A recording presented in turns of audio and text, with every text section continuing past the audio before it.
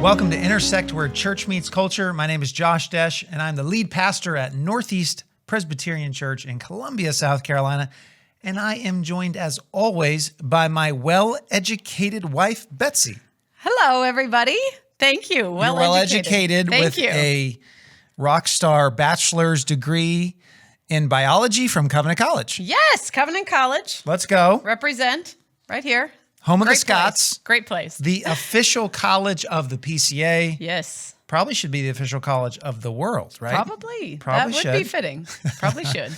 Covenant College. A great school. We both had an amazing experience there, did we not? Yes. And that's where we met. For sure. So An awesome always experience. be thankful to God for Covenant College. 4 great years. Betsy's representing Covenant College. I'm representing our own dear city of Columbia. Yes. Representing the University of South Carolina, the Gamecocks. Yes. Go Gamecocks. Yep. Awesome. Bets, here's why we are representing colleges today. The title of today's episode on Intersect is this question: is college still worth it? Yeah. Is college still worth it? It's a great question. A lot of people are asking this question. Yes. You thought of this episode, and I loved it as soon as I heard it. It's in the water right now, isn't it? It is. This whole question about college or no college? And this is certainly on our mind since we have our oldest son just graduated high school in 2025 and has been, in the I'm done with high school, what's next world for a while now. And, we have more kids coming behind. And so this is a question that we have thought a lot about. We've heard a lot about, and we want to talk about it today. Now, we've thought a lot about it. We've heard a lot about it. But what's interesting is, especially when we got married, we would have just said, if somebody would have said to me, will your kids go to college? My answer would have automatically been, of course. Right. Like I wouldn't even have Slam dunk. thought about them not going to college. For sure. It's just what you did.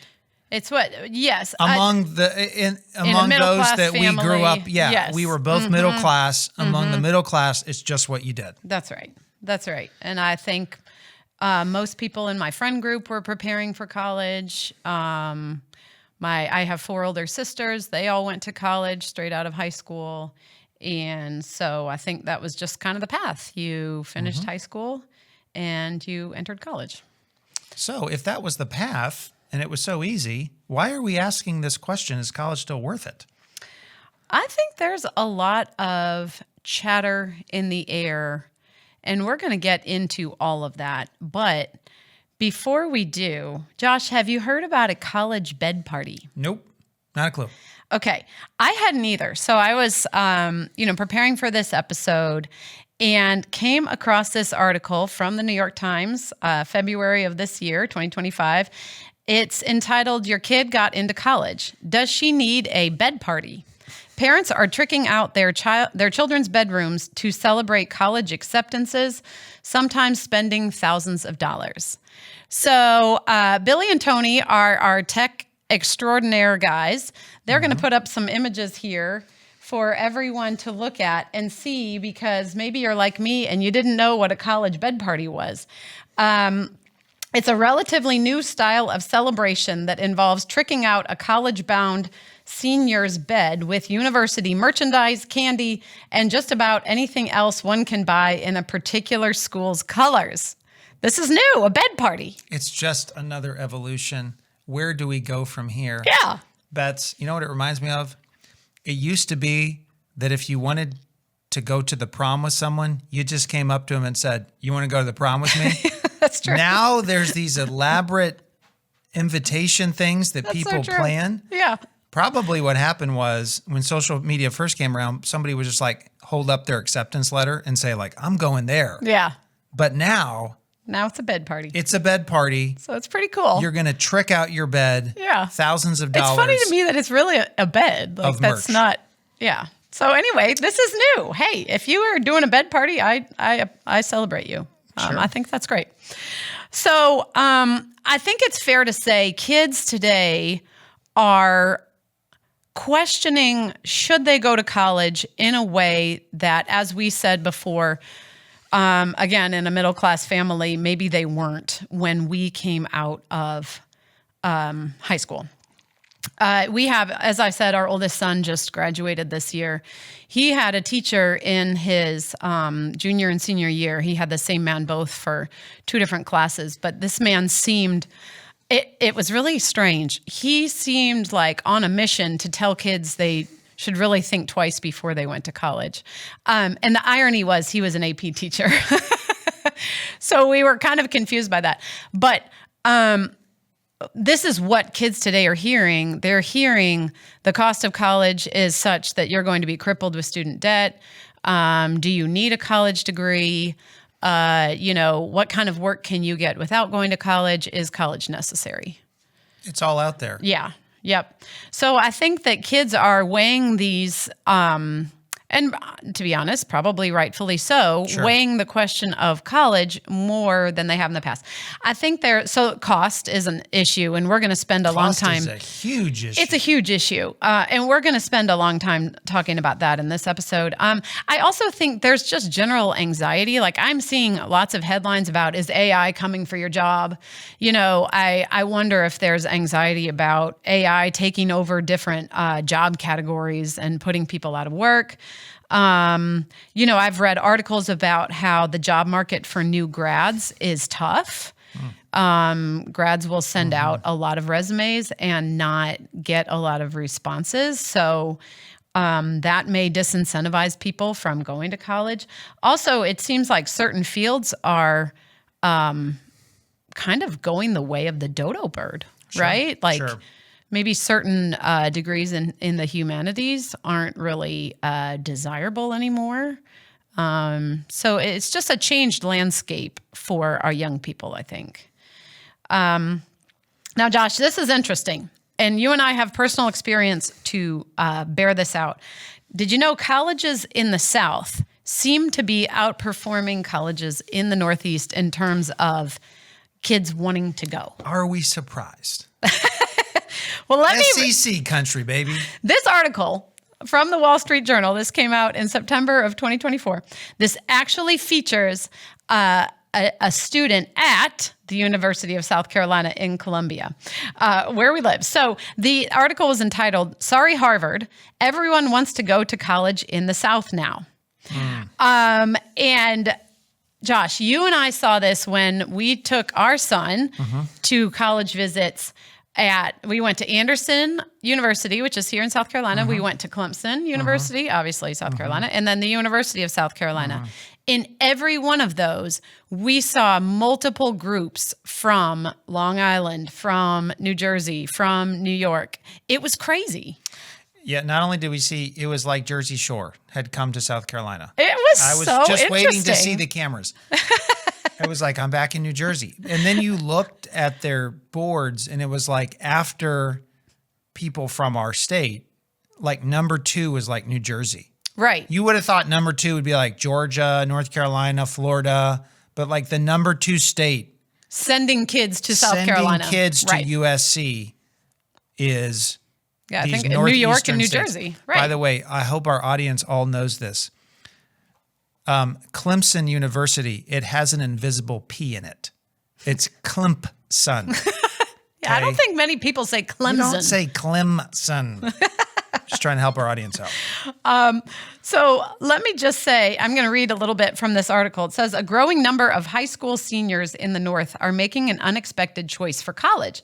They are heading to Clemson, Georgia Tech, South Carolina, Alabama, or other universities in the South. Students say they are searching for the fun and school spirit emanating from the South on their social media feeds. Their parents cite lower tuition and less debt and warmer weather. College counselors also say that many teens are eager to trade the political polarization ripping apart campuses in New England and New York for the sense of community epitomized by the South's football Saturdays. Promising job prospects after graduation can sweeten the pot.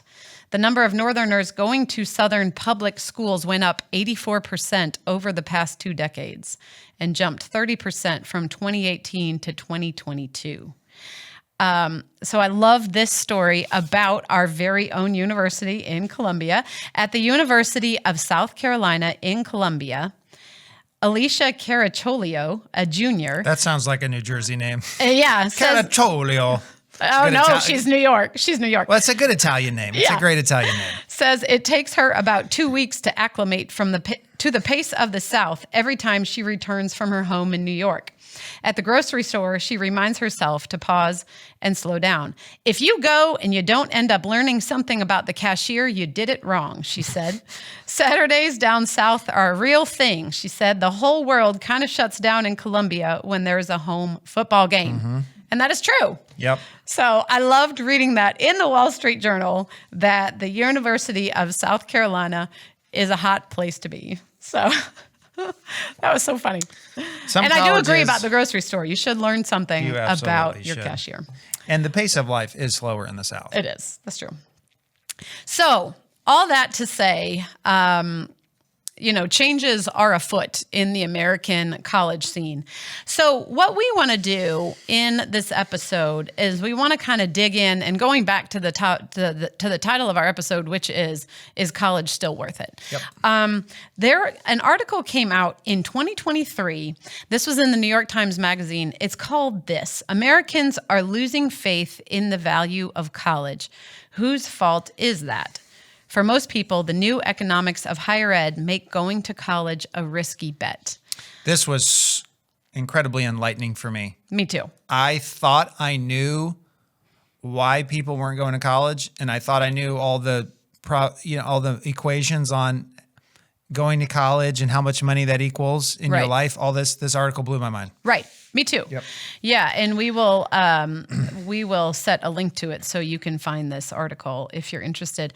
But you hear this title and it kind of, again, our son's AP teacher talking to the kids about, is it worth it? Like he is someone who apparently is losing faith in the college system. So we're just going to walk through this article. And I think that everybody's going to, unless you've read it or you are really in this topic, I think everybody's going to be a little bit surprised. So public opinion polls in the early 2010s, so the 2010s, all told the same story. In one survey, 86% of college graduates said that college had been a good investment. In another, 74% of young adults said a college education was very important. In a third, 60% of Americans said that colleges and universities were having a positive impact in the country. So in the early 2010s, that was the opinion of colleges. Like, pretty good. 86% said college had been a good investment. So out of that attitude, in the fall of 2009, 70% of that year's crop of high school graduates did, in fact, go straight to college. And that was the highest percentage ever. So that's the peak. Yeah. The mindset of you graduate high school, you go to college, that peaked in 2009. Yeah. Well, I think it stayed strong for several years after that. But that was kind of, what's interesting is to look at what happened since then. So again, this article was written in 2023. So this data refers to then. So a decade later, Americans' feelings about higher education have turned sharply negative. The percentage of young adults who said that a college degree is very important fell to 41% from 74%. That's a huge change in not very much time. Only about a third of Americans now say that they have a lot of confidence in higher education. This part was the craziest to me. Among young Americans in Gen Z, 45% say that a high school diploma is all you need today to ensure financial security. And in contrast to the college-focused parents of a decade ago, now almost half of American parents say they'd prefer that their children not enroll in a 4-year college. So that is quite a shift in a very short amount of time. In 15 or so years. Right. There's been this massive pessimism, growing pessimism that has formed around higher education. That's why. Right. So that's the point of this article. Again, it's called Americans Are Losing Faith in the Value of College. So we've just laid out the statistics for you. Whose fault is that? That's what we're going to get into. So you see that college enrollment is falling to some degree. Again, 70% of 2009 high school grads went straight to college.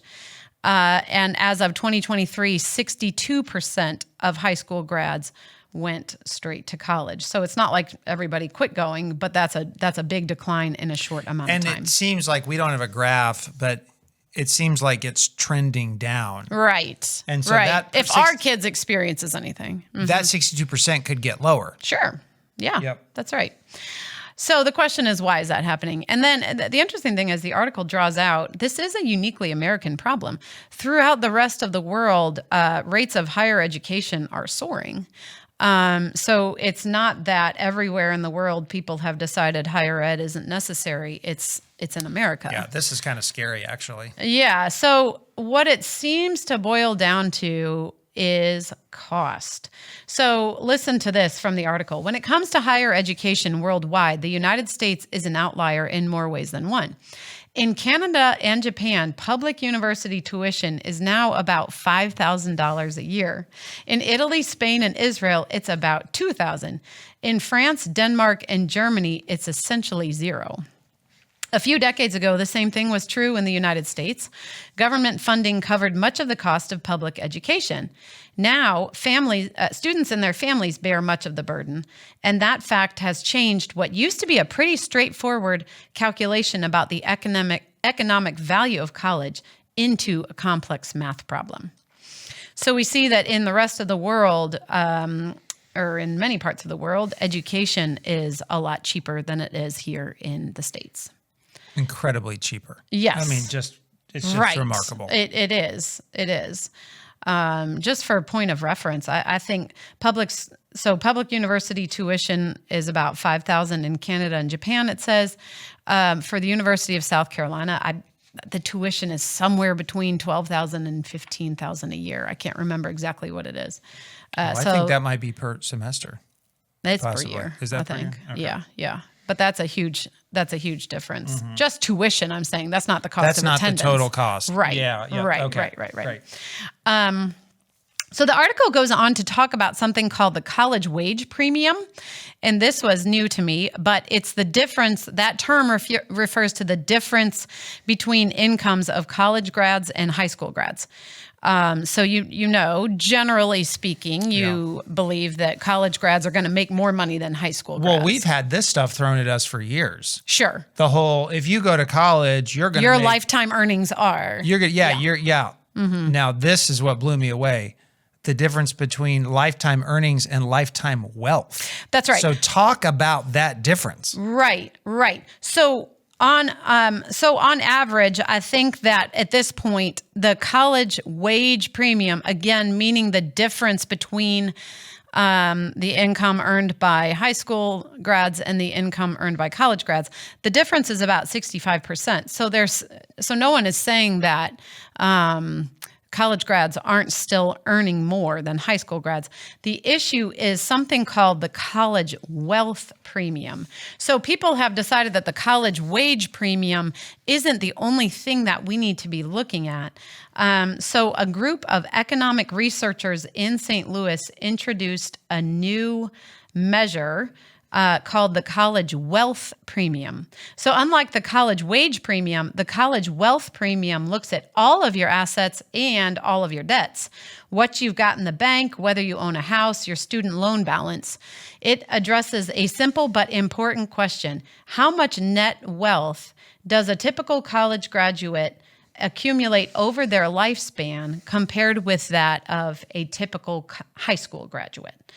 So they're saying, let's not only look at income, let's look at assets and liabilities as well. Well, yeah, because think about it. The big bugaboo, the big secret that the first thing measures is it doesn't take into account debt. Right. And we're going to talk about all these people coming out with degrees in art history and history, whatever, and they owe $100,000. Right. That is crippling. That's a Right. ton of debt. Exactly. So maybe you do earn more money, but you got all this debt. Right. So still the college wage premium holds up in every racial group and every generation. College graduates were earning more money and are earning more money. That has not changed. But when you look at the college wealth premium, again, how much wealth does a typical college graduate accumulate over your lifespan, the picture is not as clear. So when you look at older degree holders, people who got their degrees before 1980, for example, the college wealth premium is very favorable to them. They're a lot wealthier than peers who only are high school grads. Yep. And that is true for white degree holders, black degree holders who are older. They built more wealth than high school grads. Now, the question, it becomes more of a question. We see that wealth premium has shrunk considerably. It's even more pronounced among Black and Latino degree holders, but also among white degree holders. The college wealth premium has shrunk. So translation, a college degree, that sheet of paper means a lot less every decade that we go forward. Right. For reasons, again, that's not about income, but it's about liabilities. Yeah. In the 1940s, that degree meant the most. In the 1950s, it meant a little bit less. In the 1960s, it meant a little bit less. In the 1970s, a little bit less. 1980s, a little bit less. So every decade, that piece of paper means less. Mm-hmm. Right? Yeah. Yep. For money. So for money purposes. That's right. So if you look at millennials with college degrees, for example, and that would be us, we are millennials with college degrees. Generally, millennials with college degrees are earning a good bit more than those without, but they aren't accumulating any more wealth. And this is the culprit. Ding, ding, ding, ding, ding. We're millennials? We are. Can we have a give to Josh and Betsy below right here on the, because we're not a GoFundMe link? Yeah, we'll do that. I'm going to put that in. Can we do that, Billy and Tony? We'll see. We'll check. Help these poor millennials out. We'll check after. But here is what we want to talk about. The likely culprit is the cost. So this is from the article. Carrying debt obviously diminishes your net worth through simple subtraction, but it can also prevent you from taking important wealth-generating steps as a young adult, like buying a house or starting a small business. And even if you or your parents were able to pay your tuition without loans, the savings you used are gone when you graduate and thus are no longer available to serve as a down payment on a starter home or the beginning of a nest egg for retirement. So this is the crazy thing that it was hard to believe. Since 1992, the sticker price has almost doubled for 4-year private colleges and more than doubled for 4-year public colleges. So you think, even after adjusting for inflation. That's right. So you think like, private college, I can't afford that. Well, I'll just go with my state's public college. Well, you may not do a whole lot better there because that rate has also gone through the roof. So this was also something wild from this article. Among student borrowers who opened their loans between 2010 and 2019, more than half now owe more than what they originally borrowed. So we're seeing people coming out of college and they are saddled with this crippling student loan debt that is preventing them from accumulating wealth. So that's pretty wild. So we need to say, all the concern we're hearing in the culture about debt, about the value of college, it's real. Right. I mean, the data backs it up. That's right. You really have to think about your financial future when you think about college. That's right. In a way that I feel like when we were going in, it was like, oh yeah, I'll take out some loans, I'll pay them back. Right. I don't think people were stressed about loans. And again, that's coming from a middle-class background. I know every person, every family has their own calculus with all of this, but I feel like just the feeling in the air when you and I were in school was not so much, I'm going to come out with all these student loans. But if you think about it now, you hear, and I don't know enough, I didn't really research this, but you've heard over time, maybe Biden said stuff, President Biden said stuff about student loan forgiveness. And I know that's been floated as policy. He tried to do it, but it didn't. Okay, but it didn't. Okay. But that it's a source of stress for a lot of people. So in this framework, the question becomes, for whom does college pay off and for whom does it not?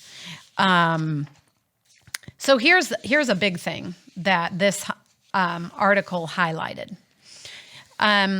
The author talks about several different people who have researched these questions and have come to different conclusions about your major matters, of course, which makes sense. If you're coming out with a business major or a STEM major, you're more likely to get a job that pays well from the beginning, right? Mm-hmm. And so they're saying, well, college isn't as much a risk if you're in these certain majors. Now, if you're a philosophy major, as someone here, oh, you were philosophy. Yeah, you were a double major. It's a double major. History and philosophy. Yep. Probably equally not well paying. Nope. If you're coming out with a philosophy major, college may not pay off for you. But here they highlighted one group that we probably don't talk about very much, for whom college is a major so your major issue. matters, but there's an issue that matters even more than what you major in. And that is finishing. Finishing. So the article says the people who are making out the worst in this equation are students who borrow money to attend college but don't graduate. In Federal Reserve surveys, the article says, half the borrowers who didn't finish their degrees said they were just getting by or finding it difficult to get by. 2/3 said they would have a hard time coming up with $400 to cover an unexpected expense. I just want to hop in here and say, Yeah. if you don't finish college, are you responsible for that? Well, it depends on the situation, right? There's all kinds of factors we don't know. So many. You can't possibly know You don't what know leads why people to not any finish. one person. But Right. I actually want to stick up for the borrowers here and say, were some of those people who should have never gone to college in the first place? Perhaps. I think certainly so. Mm-hmm. But maybe they were caught in that 70% that's of what people I'm saying. who just thought it was what you do. I'm saying right? there was probably a large group of people who said, well, college is what you do. And those people really should not have gone to college. That's right. Then they go for all kinds of reasons they don't finish. And now they're in a bad spot. They're in a pickle. Yep. Right. Because the article says many students who start college don't graduate, about 40% of them by one estimate. So if you think about all of these students who start having every intention of finishing, maybe it's your interest change, maybe it's your financial picture changes even more and you can't afford what you could afford, maybe your health changes, your family situation, for any number of reasons people drop out of college. Well, it's unfortunately and sadly, it's these people who are, the article says, they were not only doing worse than college graduates, they were doing worse than adults who had never gone to college at all. Well, that makes sense. Right, because not only do you not have the degree to show for your work, you also have your student loan payments that you have to make. So that is a really tough situation for a lot of people. Yep. Yeah. So cost, obviously, is a huge reason that people are losing faith in America. But that's not the only reason. And it's understandable. That's right. You want to say that? It's very sobering, I think, that, college is becoming, unfortunately, it's especially if you are coming from a low income family, how does it not feel out of reach, unless you're just borrowing these crippling sums? Now, Bets, if I could introduce the next reason why there's been more skepticism in college. Sure. For a long time, higher education has been perceived as politically liberal. Sure. Morally liberal, culturally liberal. Mm-hmm. That sense has only increased. That's right. If you are a person with conservative values, if you are a person who holds to a traditional biblical sex ethic or conservative economic ideas, conservative moral ideas, Sure. you are Political ideas. you are like a living dinosaur on a college campus. At least that's especially among the faculty. Now, I've heard that there's more diversity among faculty than is often than what people realize.